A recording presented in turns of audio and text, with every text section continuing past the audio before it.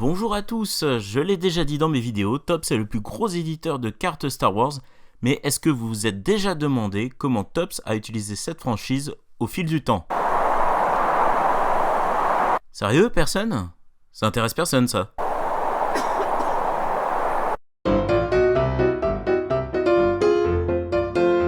Je m'en fiche, je le fais quand même.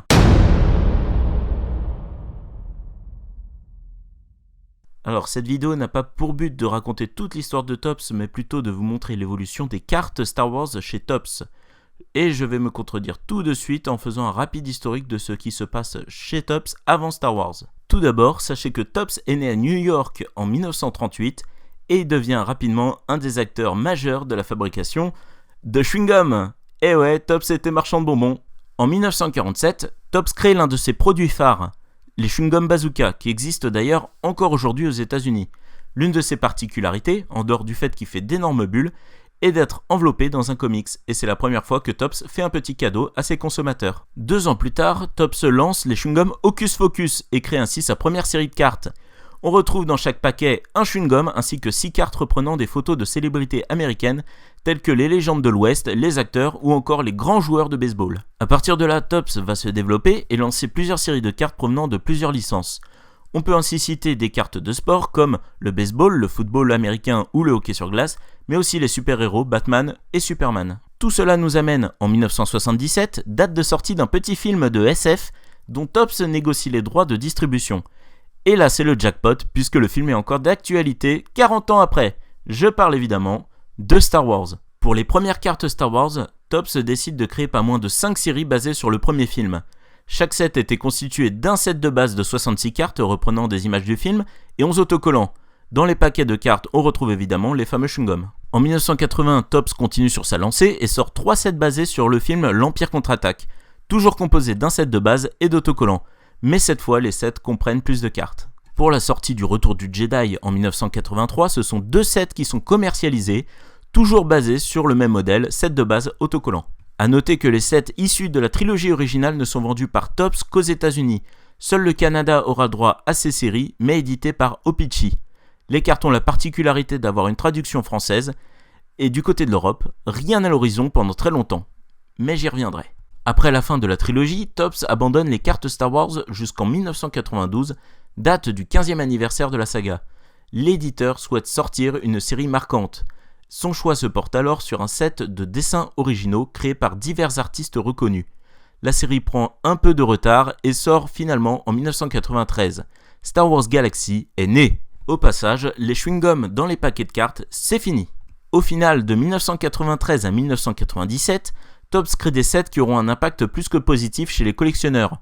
On voit ainsi arriver aux États-Unis de suite à la série Star Wars Galaxy avec des dessins toujours plus originaux, 2 sets reprenant des éléments de l'univers Star Wars en dessin sur des cartes brillantes qui plus est, Finest qui reprend les personnages et Vehicles qui reprend les vaisseaux et véhicules.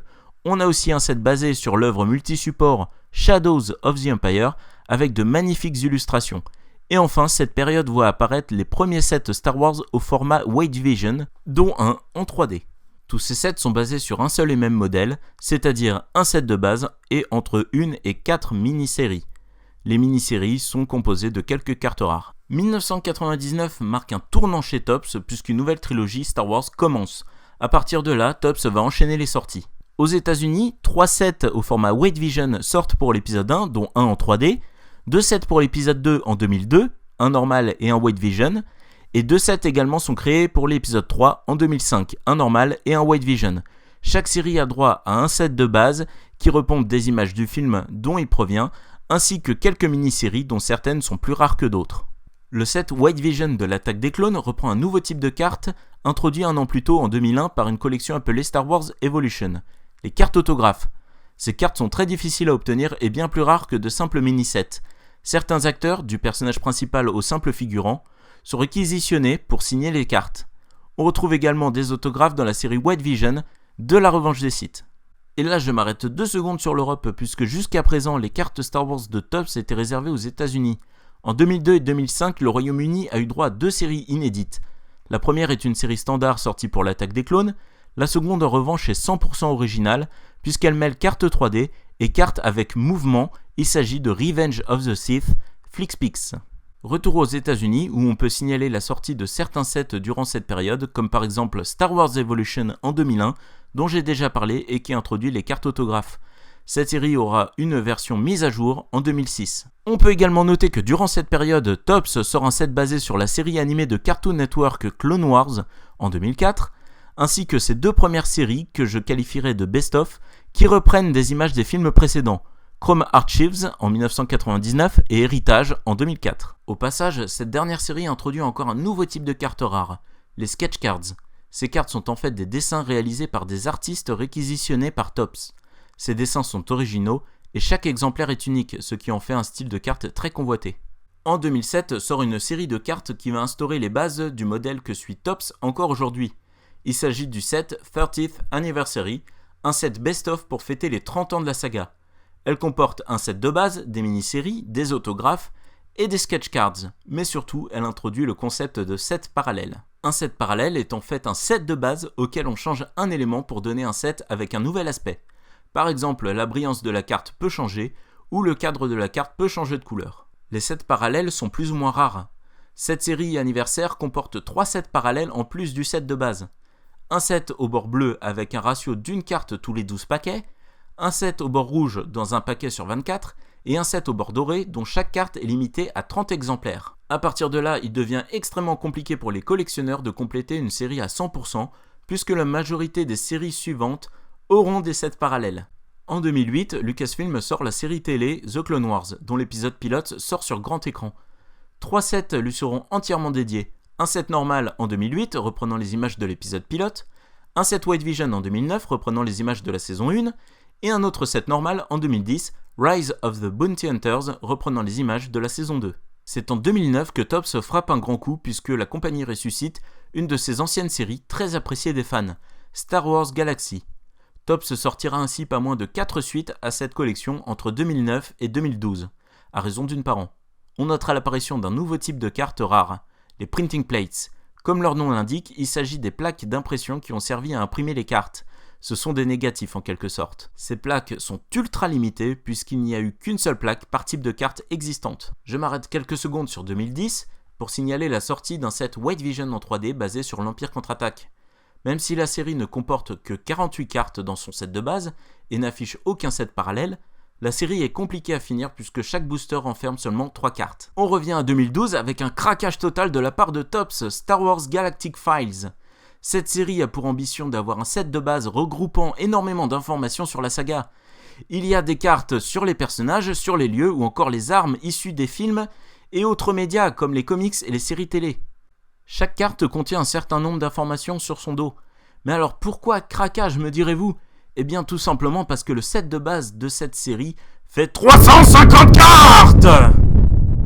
Mais ce n'est pas tout puisqu'il y a également 3 sets parallèles extrêmement limités, des mini-sets, des autographes, des sketch cards, des printing plates et même des cartes avec patch. Et oui, encore un nouveau type de carte.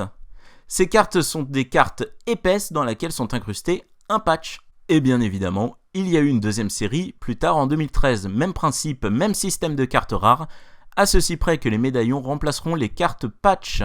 En 2013 également, on voit apparaître une nouvelle série, Star Wars Illustrated A New Hope. Basée sur l'épisode 4, cette série reprend les scènes du film en dessin. Bien évidemment, on retrouve les sets parallèles et les cartes rares, dont 2 nouveautés, les Film Cell Relic Cards, qui ont carrément un morceau de la pellicule du film incrusté dedans, et les cartes Sketchgraph, qui remplacent à la fois les cartes autographes et les sketch cards en proposant une fusion des deux. Cette série a d'ailleurs eu une suite basée sur l'Empire contre-attaque en 2015. La composition du set est similaire avec les mêmes types de cartes rares. On revient en 2013 où on peut citer la sortie de Jedi Legacy qui comporte un set de base de 90 cartes faisant un parallèle entre la vie d'Anakin et celle de Luke. 4 sets parallèles sont au programme, des mini-sets et un tas de cartes rares, Single Film Cell Card, Double Film Cell Card, Triple Film Cell Card et même des cartes rares reprenant des morceaux de décor comme la voile de la barge de Jabba et des morceaux de costumes avec des poils d'Ewok et de Chewbacca. Nickel! En 2014, Topps lance Star Wars Chrome Perspectives. Le set de base de 100 cartes entièrement brillant est divisé en 2 camps, Empire et Rébellion. Chaque carte représente un personnage et ce personnage apparaît sur les cartes des deux camps. Mais au dos des cartes, on peut lire des informations différentes sur le personnage du point de vue de l'Empire ou de la Rébellion. Au programme également pas moins de 5 sets parallèles, des mini-séries, des cartes médaillons aux couleurs bronze, argent et or, des sketch cards, des autographes, et même 2 sets parallèles pour les autographes. Je vous explique pas le ratio de malade pour obtenir ces cartes. A noter d'ailleurs qu'une version a été créée pour le Royaume-Uni. Elle est similaire à l'américaine, sauf que le set de base n'est pas brillant. La série n'est donc intitulée que Perspectives. Ce concept sera repris en 2015 pour la série Chrome Perspectives, Jedi vs Sith, où les personnages ne sont plus décrits du point de vue de l'Empire et de la Rébellion, mais de celui des Jedi et des Sith. La structure du set est la même, sauf qu'on passe de 2 à 4 sets parallèles pour les autographes. Ce trop-plein de sets parallèles commence réellement à agacer les collectionneurs. Désormais, les chances d'obtenir un set complet à 100%, avec tous les sets parallèles, sont nulles. Heureusement, Topps arrive encore à sortir des sets de base sans sets parallèles. Il le prouve avec Return of the Jedi White Vision 3D en 2014 et Revenge of the Sith White Vision 3D en 2015. Ces deux séries sont exclusives au site Topps.com et ne sont plus vendues en booster comme l'a pu être The Empire Strikes Back White Vision 3D en 2010. Topps vend ces séries en boîte en quantité limitée à 2000 exemplaires et chaque boîte comporte un set de base de 44 cartes et 2 cartes rares comme des sketch cards, des autographes, des patchs, des médaillons ou des cartes rares avec éléments de costume ou éléments de décor. Alors certes, on peut faire une croix sur la complétion des cartes rares, mais au moins, on a le set de base en un seul coup et numéroté qui plus est. Et on arrive en 2015 qui est une année spéciale pour Star Wars puisqu'une nouvelle trilogie commence. Mais avant ça, on notera 2 sorties cette année-là, Star Wars Rebels basée sur la série animée du même nom et Masterworks. Et on va s'attarder sur Masterworks puisqu'il s'agit certainement de la série la plus difficile à compléter pour Star Wars. Déjà les chances de complétion étaient quasi nulles, alors là on a un set qui va complètement dans l'excès puisque les cartes sont vendues dans une Master Box coûtant $200. Et là on va faire un petit jeu. Combien pensez-vous qu'il y ait de cartes dans une Master Box à $200 ? Je vous laisse réfléchir quelques secondes. Top, c'est fini. Si vous avez répondu 100, 80 ou même 50 cartes, vous êtes très loin du compte puisqu'en fait, une boîte ne contient que 20 cartes réparties en 4 boosters. Dans une Master Box, on trouve 8 cartes du set de base, qui en compte 75 au total, 4 cartes des mini-sets, 4 cartes des sets parallèles, une carte autographe, une sketch card et 2 cartes rares, genre en médaillon. Comme vous l'avez peut-être compris, cette série est une aberration. En considérant que l'on n'ait aucune double, ce qui est improbable, il ne faudrait pas moins de 10 Master Box pour finir le set de base de 75 cartes. Alors certes, les cartes sont plus épaisses que les cartes classiques, et on est sûr d'avoir des cartes rares, mais cela vaut-il la peine de dépenser $200 pour ça ? Et en plus, il y a des sets parallèles pour quasiment tous les types de cartes. Aïe aïe aïe, c'est compliqué. Bref, revenons à l'événement de 2015, je parle évidemment de la sortie du Réveil de la Force. 3 sets sortiront sur ce film. Le premier, appelé Journey to Star Wars The Force Awakens, a été commercialisé bien avant la sortie du film et reprend des images des films précédents et quelques images des premiers teasers du Réveil de la Force. Encore un set best-of en fait.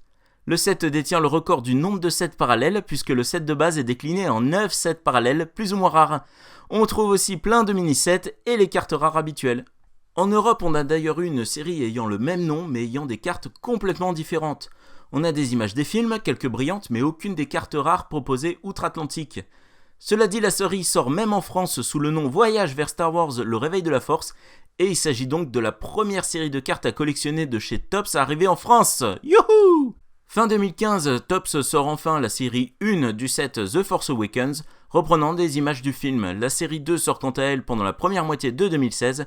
Ces séries sont plutôt standards avec des mini-séries et des cartes rares comme d'habitude.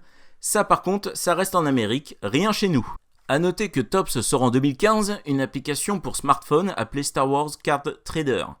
Le principe est le même qu'avec de vraies cartes, on achète des boosters avec des crédits que l'on gagne ou qu'on achète avec de la vraie monnaie, et on collectionne des sets de base, des mini-séries, des cartes autographes, etc. Le concept est assez populaire, du coup Star Wars n'est pas la seule licence à avoir été adaptée pour ce support, puisque vous pourrez également retrouver du foot américain, du baseball ou encore la série télé The Walking Dead.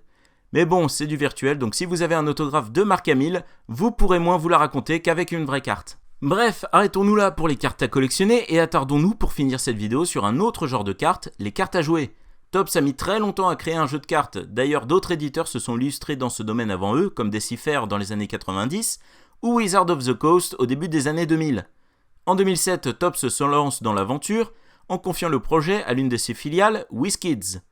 Le jeu est appelé Pocket Models et est à moitié un jeu de cartes et à moitié un jeu de plateau. En effet, dans chaque booster, on pouvait retrouver des cartes, mais aussi des petits vaisseaux ou véhicules à monter soi-même. Le jeu a eu plusieurs extensions, mais s'arrête fin 2008 lorsque Topps se sépare de WizKids. Les États-Unis commencent à désespérer. Quand est-ce que Topps sortira un jeu de cartes digne de ce nom ? Topps réagit enfin fin 2010 et sort un nouveau jeu de cartes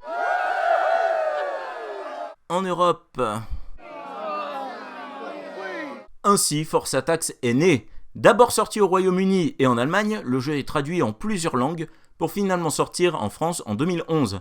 Malheureusement, le jeu ne connaît pas le même succès en France que chez ses voisins anglais ou allemands. Seules 3 séries sortent en France sur les 9 existantes, avant de reprendre en 2015 pour la sortie du Réveil de la Force avec 2 nouvelles séries. Bon, au final, les États-Unis ont quand même eu leur jeu en 2011. Le jeu est appelé Clone Wars Adventures et est basé sur la série télé ainsi que sur un jeu vidéo en ligne du même nom, ayant reçu des critiques plutôt mauvaises. Le jeu de cartes est assez enfantin et se joue comme un pierre-feuille-ciseau. La série de cartes n'a évidemment pas eu de suite, comme le jeu vidéo. Et c'est sur ces belles paroles que je conclus cette rétrospective de Topps et Star Wars. J'aurais très bien pu également vous parler des nombreux petits sets promotionnels que Topps a sortis lors de conventions par exemple, ou encore des collections de stickers à la Panini, mais le but de cette vidéo était de se concentrer davantage sur les cartes vendues dans le commerce, et comme vous avez pu le constater, il y avait des choses à dire.